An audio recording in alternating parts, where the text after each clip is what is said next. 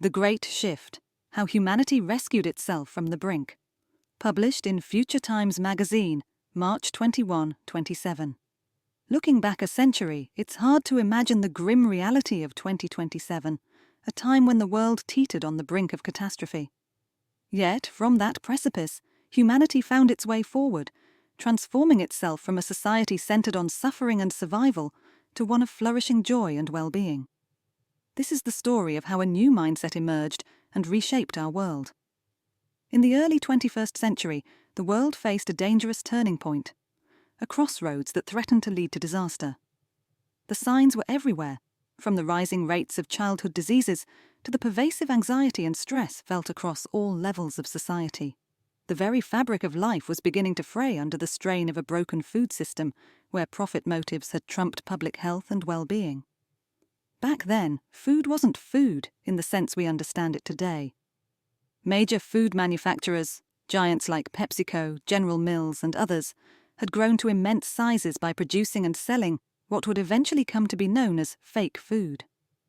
These products, filled with sugar, artificial additives, and chemically processed seed oils, were designed not to nourish, but to hook consumers and maximize profits. There was no consideration of whether these practices were in the best interest of the public. It was all about the bottom line. This era saw the rise of industrial farming practices, genetically modified crops, and the rampant use of seed oils and chemical additives. The food supply was inundated with harmful substances, from preservatives like nitrates and BHT to artificial sweeteners like aspartame and sucralose, ingredients designed to enhance shelf life, taste, or reduce calories, but often with unintended health consequences. Among the most vulnerable were infants and children.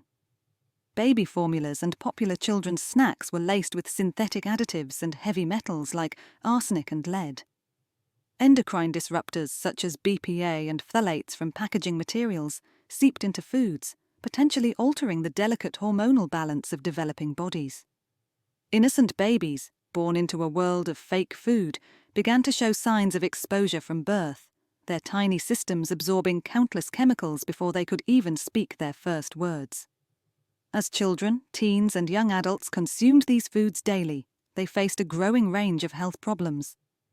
Artificial colors and flavor enhancers, such as Red 40 and MSG, filled snacks and processed foods, contributing to behavioral issues, allergic reactions, and other conditions. Meanwhile, the pervasive use of pesticides and residues from herbicides like glyphosate found their way into everything from breakfast cereals to fresh produce, adding yet another layer of risk. As these substances accumulated in the bodies of the young, diseases once rare in youth began to appear more frequently. Cancers, autoimmune disorders, and chronic illnesses that had once been the domain of the elderly were striking children and young adults with alarming regularity. The cumulative effect of consuming so many toxins, both intentional additives and unintended contaminants, became undeniable as society witnessed a generation suffering under the weight of industrial food practices. Young people, innocent and trusting, suffered the consequences of a food system that had been allowed to run unchecked. Parents who had done nothing wrong but to believe in the safety of their food found themselves grappling with diseases ravaging their children. The situation grew dire, and it became increasingly clear that humanity was at a crossroads, either change or face a bleak future. Finally, the pivotal moment came. The beloved granddaughter of one of the CEOs of a major food manufacturer developed colon cancer at the tragically young age of 15. Within just 6 months, she passed away. Her death shattered her family and resonated deeply across the industry. Her grandfather, once a staunch defender of industry practices, found himself unable to ignore the dire consequences of the food industry's actions. Devastated, and no longer interested in lobbying for meaningless regulations, he began to see the reality for what it was. He reached out to other CEOs, and together they formed a coalition to act, not just in service to themselves but for society as a whole.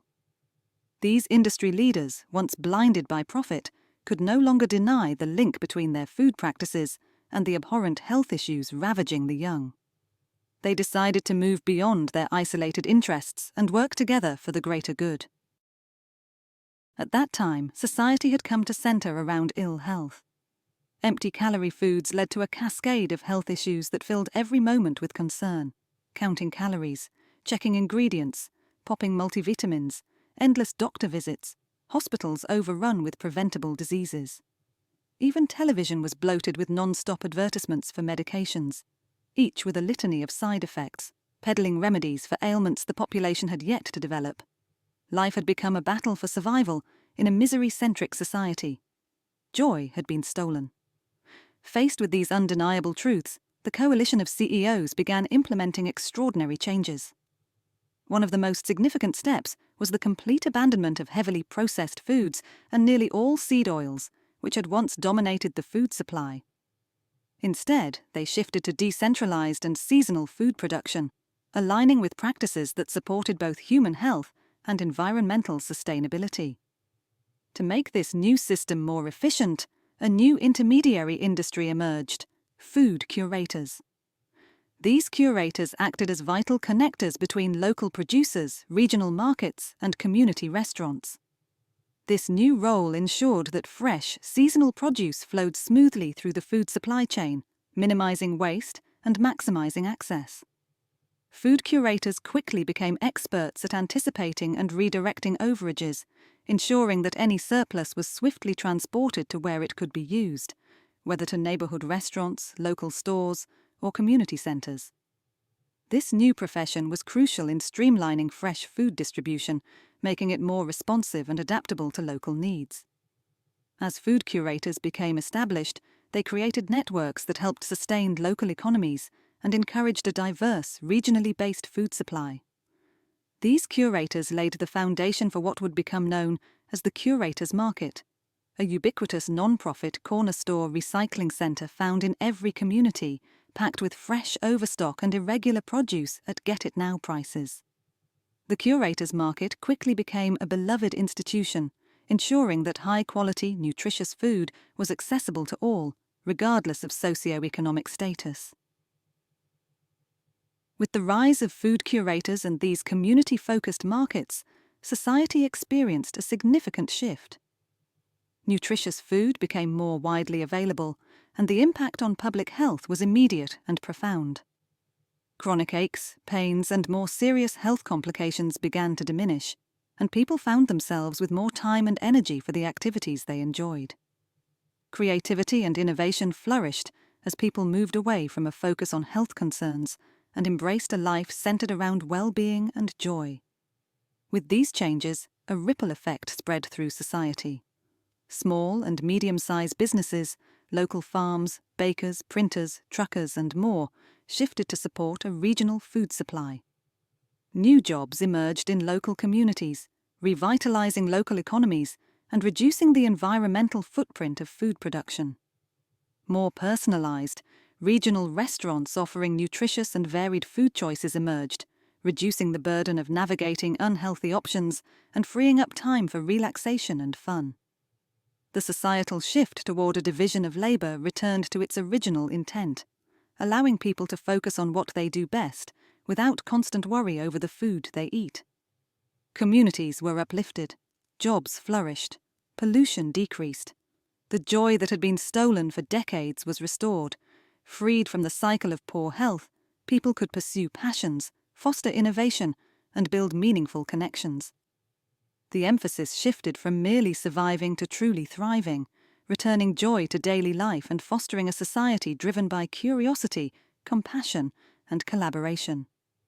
Today, in 2127, we look back with gratitude at the visionary leaders of 2027 who chose to act for the collective good. By recognizing the power of food as a source of health and happiness, rather than a commodity for profit, they paved the way for the vibrant, joyful society we now enjoy. The changes made a century ago continue to bear fruit, with sustainable practices, local food systems, and a focus on genuine well-being shaping a world where health, community, and happiness are within everyone's reach. This is how the future was won, not by a single action or decision, but by a collective awakening to the importance of real food, real care, and real community.